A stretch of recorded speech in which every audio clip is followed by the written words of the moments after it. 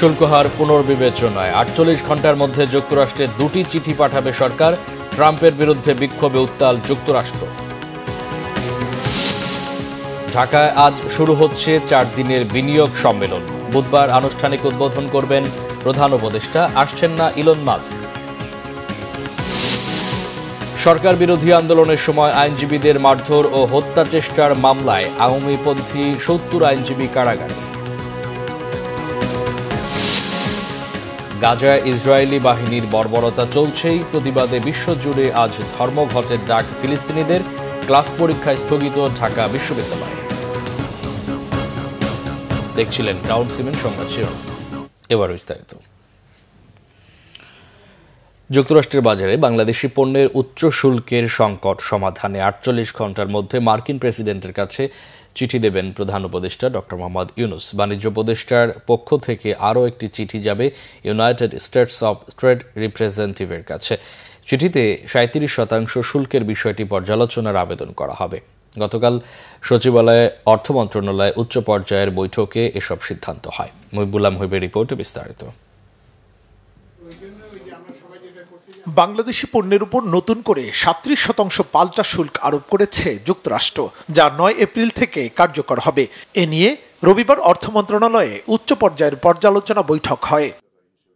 এই শুল্ক ৩ মাস কার্যকর না করার জন্য মার্কিন প্রশাসনকে আগামী ৪৮ ঘন্টার মধ্যে ২টি চিঠি দেওয়ার সিদ্ধান্তের কথা জানান প্রেস সচিব শফিকুল আলম।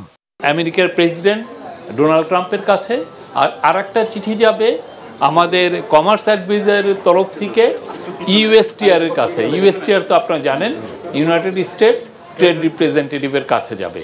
এই দুটো হচ্ছে ৪৮ ঘন্টার মধ্যে এটা চলে যাবে। আমাদের স্বার্থ বজায় রেখে যুক্তরাষ্ট্র থেকে আমাদের আমদানি বেশ বাড়ানো সম্ভব। আমরা তার উপায় বের করছি। আমরা সর্বাত্মক চেষ্টা করব, সর্বোচ্চ চেষ্টা করব যাতে করে এই বিষয়টি যথাসত্ত্ব আমরা নিষ্পত্তি করতে পারি।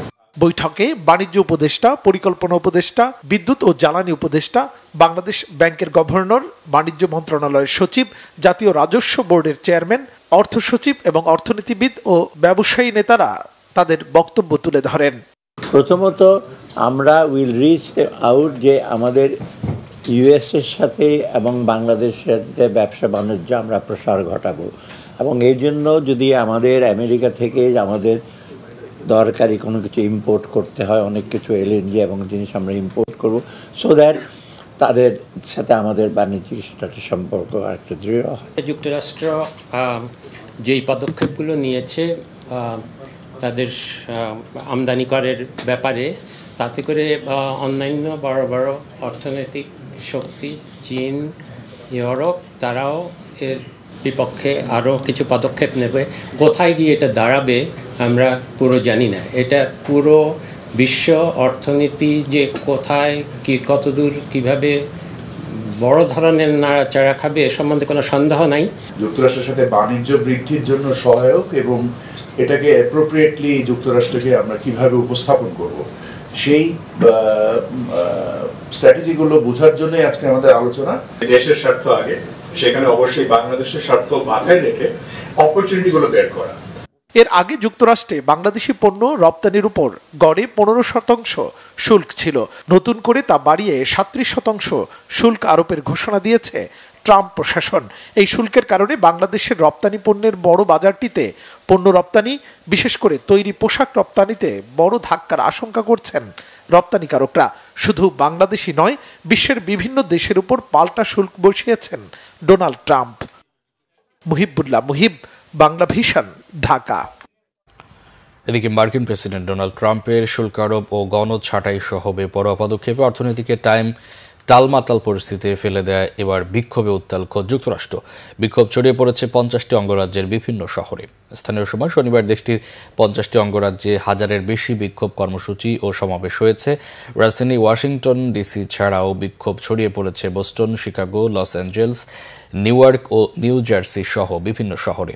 রাজপথে নেমে আসা জনতার হাতে শুধু ট্রাম্প বিরোধী ব্যানার প্ল্যাকার্ড ছিল এমন নয়, ফিলিস্তিনে বর্বরতা থামানোর দাবিতে ট্রাম্পের দৃষ্টি আকর্ষণের চেষ্টাও চালিয়েছেন অনেকে।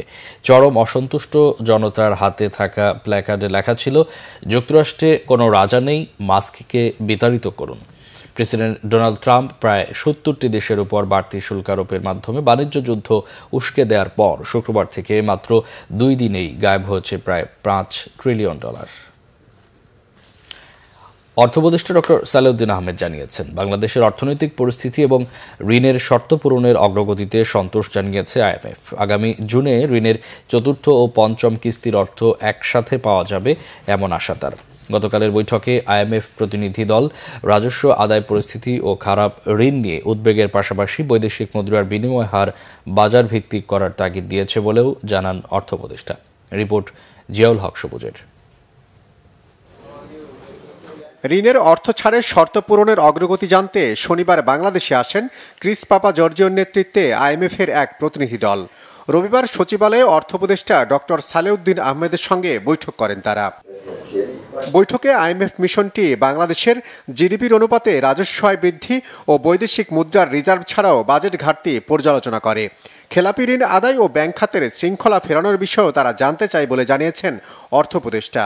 বেসিক্যালি যে আইএমএফ এর কনসার্নটা হলো রেভিনিউ জেনারেশন, আমাদের বাজেট সাইজ কত হবে, ডেফিসিট কত হবে, এগুলি কতটুকু আমরা রাখবো, সার্বিকভাবে ব্যাংকিং শৃঙ্খলা, ডিফল্ট লোন আদায়, আর এদিকে এনবিআরের আমরা ট্যাক্স জিডিপি রেশিও বাড়াবো কী করে, কোন কোন ক্ষেত্রে বাড়াবো, এইগুলি নিয়ে আলাপ হচ্ছে। যে আইএমএফ বলছে দেখে করছি, এটা আমাদের ব্যাংক রেজলিউশন, ডিফল্ট লোনগুলো ইস্যু করতে হবে, আমরা ম্যাক্রো স্টেবিলিটি আবার আনতে হবে, ট্যাক্স রেভিনিউ বাড়াতে হবে, ট্যাক্সের লিকেজ এটা আমাদের জন্য।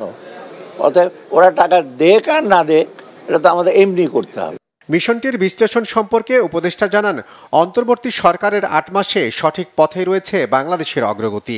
সব ঠিক থাকলে 4র্থ ও 5ম কিস্তির বাকি $239 কোটি পাওয়া যাবে আগামী জুনেই। ওরা বাংলাদেশে ইকোনমি বলেছে মোটামুটি এখন things are stable, things are moving to the right direction, কিন্তু এই রিভিউর পর একটু দেখবে। ওরা বলছে উই আর স্যাটিসফাইড যে বাংলাদেশ ইকোনমি এখন তো স্টেবল আছে আর কি। আমাদের যা যা করার আমরা করতে চেষ্টা করছি, অলরেডি আমরা আমাদের গুড ইন্টেনশনটা তো দেখিয়েছি, ওদের দিক থেকে ওদের গুড ইন্টেনশন দেখাক, দেন উইল এঙ্গেজ, আমরা আলাপ করব অ্যান্ড হোপ উইল অ্যাগ্রি যে ওরা হয়তো কিছু বলবে এটা করতে, আমরা যেটা করেছি তো এটা করে also will try to agree. 2023 সালে শুরু হওয়া $470 কোটি ঋণ কর্মসূচির প্রথম 3 কিস্তিতে $231 কোটি পেয়েছে বাংলাদেশ। বাকি অর্থ এবছরের জুনে আইএমএফ এর বোর্ড সভায় অনুমোদন মিলবে এমন আশা অর্থ উপদেষ্টার। জিয়াউল হক সবুজ, বাংলা ভিশন, ঢাকা।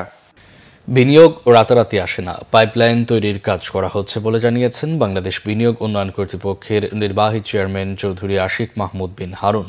তিনি জানান, এবারের সম্মেলনে ইলন মাস্ক না এলেও চুক্তি হবে নাসার সাথে, আর ইন্টারকন্টিনেন্টালের পুরো অনুষ্ঠান স্টারলিংকের ডেমো থাকবে। আজ সোমবার থেকে শুরু হতে যাওয়া বিনিয়োগ সম্মেলন নিয়ে গতকাল রাজধানী ফরেন সার্ভিস একাডেমিতে ব্রিফিংয়ে বিডা চেয়ারম্যান জানান, আগামী 9 এপ্রিল বুধবার সম্মেলনের উদ্বোধন করবেন প্রধান উপদেষ্টা ডক্টর মোহাম্মদ ইউনুস। সেদিন পুরো বাংলাদেশকে উপস্থাপন করা হবে। তিনি জানান, এখন পর্যন্ত 40টি দেশের বিনিয়োগকারীরা এতে উপস্থিত থাকবেন। আগামীকাল 60 জনের একটি প্রতিনিধি দল বিশেষ বিমান চট্টগ্রামের মিরেসরাই ও কোরিয়ান ইপিজেড পরিদর্শন করবেন। এছাড়া পরদিন মঙ্গলবার বিনিয়োগকারীদের আরেকটি দল নারায়ণগঞ্জের বিভিন্ন রপ্তানিমুখী কারখানা ঘুরে দেখানো হবে। বিডা চেয়ারম্যান বলেন, সম্মেলনে বিনিয়োগকারীদের একটা ধারণা দেয়াই সরকারের মূল লক্ষ্য। যুক্তরাষ্ট্রের শুল্ক আরোপের বিষয়টি সরকার সুযোগ হিসেবেই দেখছে বলে তিনি জানান। $10 বিলিয়ন একটা ইনভেস্টমেন্ট গ্যারান্টি দিয়ে ফেলবো কিনা, ব্যাপারটা কিন্তু সেরকম না। আমি এই জন্য আবার বারবার বলছি যে আমাদেরকে প্রথমে যেটা ঠিক করতে হবে সেটা হচ্ছে যে আমাদের ন্যারেটিভটা ঠিক করতে হবে। আমাদের বাংলাদেশের ব্যাপারে যে গ্লোবাল ন্যারেটিভটা আছে, এই ন্যারেটিভটাকে আমাদেরকে ওভারটার্ন করতে হবে, নাম্বার 1। নাম্বার 2 হচ্ছে বাংলাদেশের যেই ব্যবসা করার যে difficulty, is of doing business, সেটাকে আমাদের সিগনিফিকেন্টলি ইমপ্রুভ করতে হবে। আমরা যেখানে আছি, ওয়ান অফ দ্য রিজনস যেই কারণে বাংলাদেশে আমরা অনেক ধরনের ট্যাক্সের সুবিধা দিই, 10 বছরের ট্যাক্স ব্রেক আছে বেজাতে, তারপরেও বেজাতে ইনভেস্টমেন্ট হয় না। তো কেন তাহলে ইনভেস্টমেন্ট হয় না? যদি আমরা ট্যাক্স ব্রেক দিই 10 বছরের, 12 বছরের, নিজেদেরই কিছু সমস্যা আছে, সেই সমস্যাগুলো যদি আমরা সমাধান করি, রাইট ন্যারেটিভটা সেট করি, তাহলে এই পাইপলাইনটা ওভার টাইম বিল্ড করবে। প্রধান উপদেষ্টা ডক্টর মোহাম্মদ ইউনুস বলেছেন, শান্তিই একমাত্র সমাধান, যুদ্ধ কোনো সমাধান নয়। শান্তি প্রতিষ্ঠার জন্য যুদ্ধের প্রয়োজন নেই। সাম্প্রতিক চীন সফরে দেশটির গণমাধ্যম সিজিটিএনকে দেয়া একান্ত সাক্ষাৎকারে প্রধান উপদেষ্টা আশা প্রকাশ করেন, চীনের সাথে বাংলাদেশের সম্পর্ক নতুন উচ্চতায় পৌঁছাবে। বাংলাদেশে চীনা বিনিয়োগ এবং শিল্প কারখানায় স্থানান্তরে আহ্বানও জানিয়েছেন তিনি। প্রধান উপদেষ্টা বলেন, স্বল্পোন্নত দেশ থেকে উন্নয়নশীল দেশে উত্তরণের পথে রয়েছে বাংলাদেশ। তরুণ সমাজের প্রত্যাশা অনুযায়ী বাংলাদেশকে রূপান্তরে সহায়তা করতে পারে চীন। ডক্টর মোহাম্মদ ইউনুস বলেন, বাংলাদেশ ও চীনের মধ্যকার 50 বছরের দ্বিপাক্ষিক সম্পর্কের সাফল্য অত্যন্ত তাৎপর্যপূর্ণ। ভবিষ্যতে তা ধরে রাখতে সংস্কৃতি ও ভাষা চর্চার উপর গুরুত্ব দিতে হবে। বাংলাদেশের চাইনিজ সংস্কৃতি চর্চা কেন্দ্র স্থাপনে চীন সহায়তা করতে পারে। সাক্ষাৎকারে বাংলাদেশের স্বাস্থ্যসেবা নিয়েও কথা বলেন ডক্টর মোহাম্মদ ইউনুস। স্বাস্থ্য খাতে চাইনিজ টেকনোলজি থেকে বাংলাদেশে অনেক কিছু পাওয়ার আছে বলেও জানিয়েছেন প্রধান উপদেষ্টা। বৈষম্য বিরোধী আন্দোলনের সময় বিএনপি জামাতপন্থী আইনজীবীদের মারধর ও হত্যা চেষ্টার মামলায় আওয়ামী লীগ সমর্থক 70 জন আইনজীবীকে গতকাল কারাগারে পাঠানো হয়েছে। একই মামলায় জামিন পেয়েছেন ঢাকা আইনজীবী সমিতির সাবেক সভাপতি আবু সাইদ সাগর ও 9 জন নারী আইনজীবী। এর আগে ঢাকা মহানগর দায়রা জজের আদালতে আত্মসমর্পণ করে জামিনের আবেদন করেন তারা। শুনানি শেষে আদালত এই আদেশ দেয়। এসএম ফয়েজের রিপোর্টে বিস্তারিত। ছাত্র জনতার আন্দোলনের সময় 4 আগস্ট আদালত প্রাঙ্গণে বিএনপি ও জামাতপন্থী আইনজীবীদের উপর হামলা, চেম্বার ভাঙচুর ও হত্যা চেষ্টার মামলায় জামিনের মেয়াদ শেষ হওয়ায় ঢাকা মহানগর দায়রা জজ আদালতে আত্মসমর্পণ করে জামিন আবেদন করেন আওয়ামী লীগপন্থী 83 জন আইনজীবী। উভয় পক্ষের শুনানি শেষে 70 জনকে কারাগারে পাঠানোর নির্দেশ দেয় আদালত।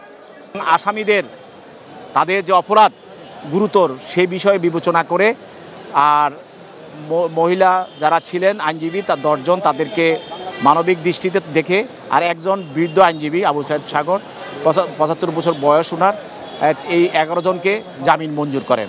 আর বাকি 72 জনকে জামিন না মঞ্জুর করে তাদেরকে জেল হাজতে যাওয়ার জন্য তারা নির্দেশ দেন। পাবলিক প্রসিকিউটর ওমর ফারুকি বলেন, আওয়ামী লীগপন্থী এইসব আইনজীবীরা আন্দোলনের সময় বিএনপিপন্থী আইনজীবীদের উপর হামলা করেছিল। সব ধরনের তথ্য আদালতে তুলে ধরা হয়েছে।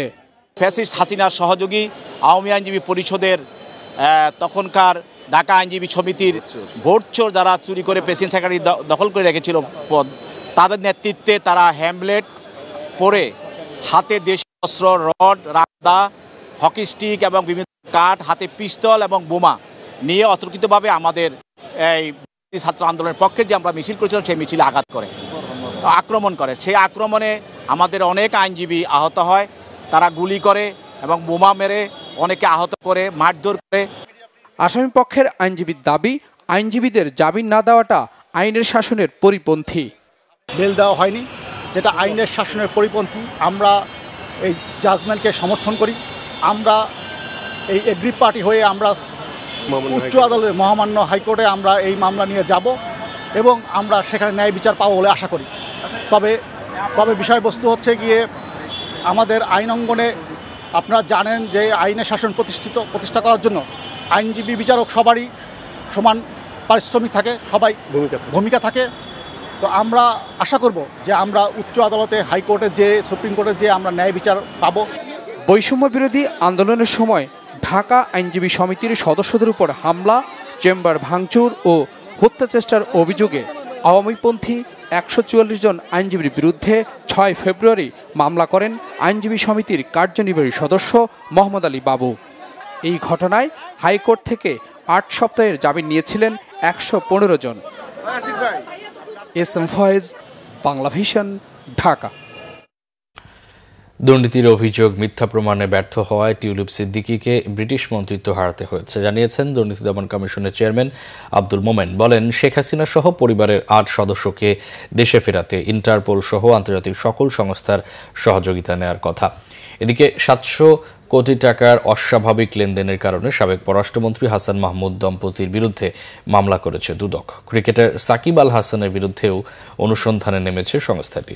রিপোর্ট ফরুক বাবুর। ক্ষমতার অপব্যবহার করে হাজার হাজার কোটি টাকা বিদেশে পাচার এবং দেশে গড়ে তোলা শেখ পরিবারের সম্পদের হিসেব সামনে আসতে শুরু করেছে গত 2 মাস ধরে। গণ অভ্যুত্থানে শেখ পরিবারের সদস্যরা পালিয়ে গেলেও তাদের ফেরত আনতে মরিয়া দুদক। ঈদ পরবর্তী গণমাধ্যম কর্মীদের সাথে শুভেচ্ছা বিনিময় করেছেন দুদক চেয়ারম্যান সহ কমিশনের সদস্যরা। এ সময় সাংবাদিকদের প্রশ্নের জবাবে সংস্থাটির চেয়ারম্যান বলেন, শেখ পরিবার সহ বিভিন্ন রাজনৈতিক ব্যক্তি, ব্যবসায়ী ও আমলাদের বিদেশে পাচার করা অর্থ ফেরাতে কাজ চলমান। সবাই আমরা মোটামুটি জানি মানে বড় বড় আসামিদের কে কে দেশে আছে, কে কে দেশে নাই, এটা আমাদের অজ্ঞাত না।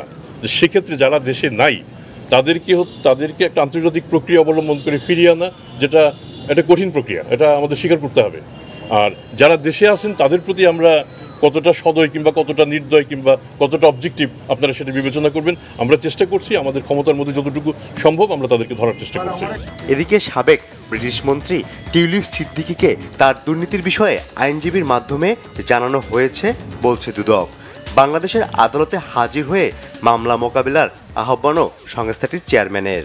দুর্নীতি দমন কমিশনের দায়েরকৃত মামলায় দুর্নীতির অভিযোগে অভিযুক্ত মিস টিউলিপ সিদ্দিকী বিলেতে আইনজীবীর পাঠানো পত্রের জবাব আমরা দিইনি।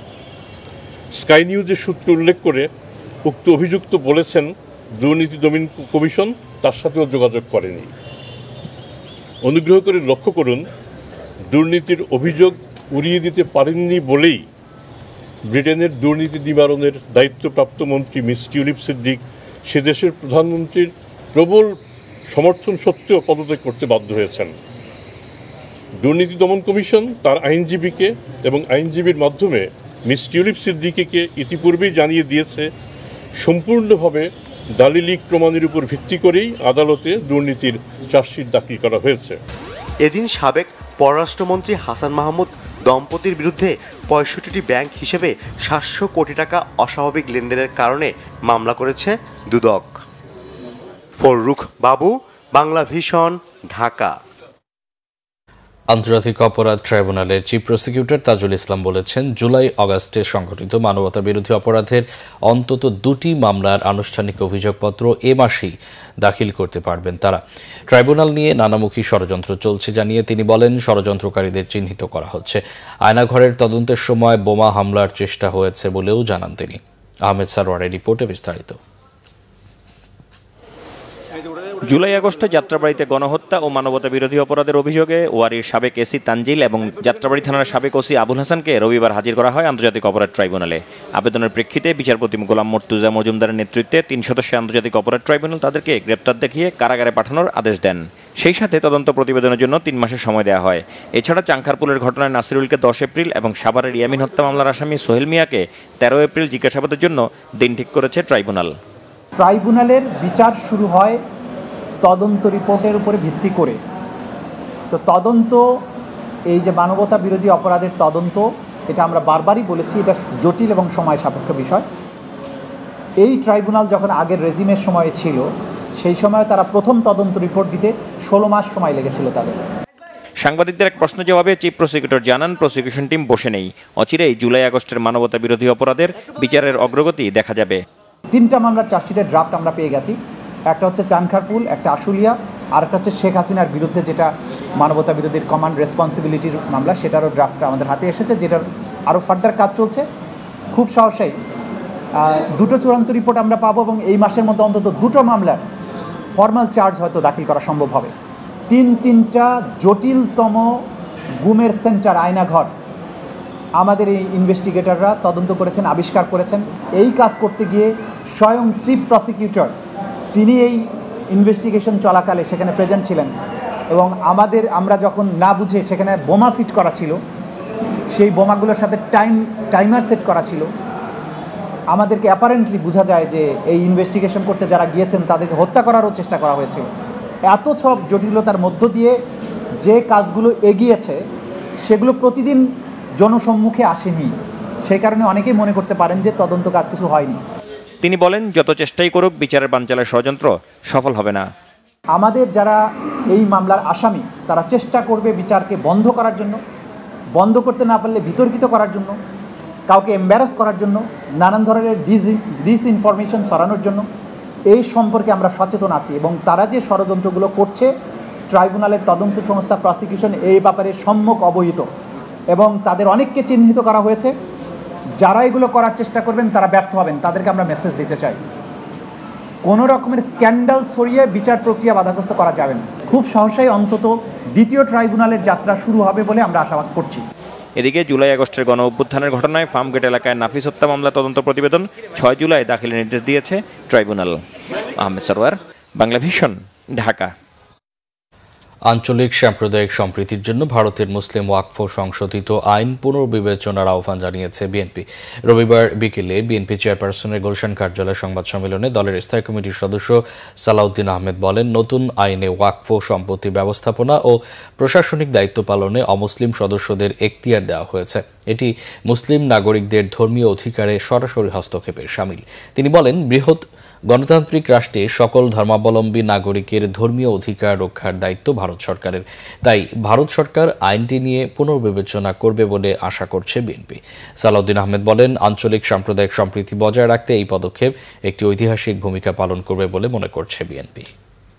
যে আঞ্চলিক সাম্প্রদায়িক সম্প্রীতি বজায় রাখার পদক্ষেপ নেওয়ার জন্য, কারণ ভারতের যে কোনো রকমের এইরকম অস্থিতিশীল পরিস্থিতি যখন সৃষ্টি হয়, সাম্প্রদায়িক সম্প্রীতি বিনষ্টের মতো কোনো পরিস্থিতি সৃষ্টি হলে সেটার প্রভাব বাংলাদেশেও এসে পড়ে।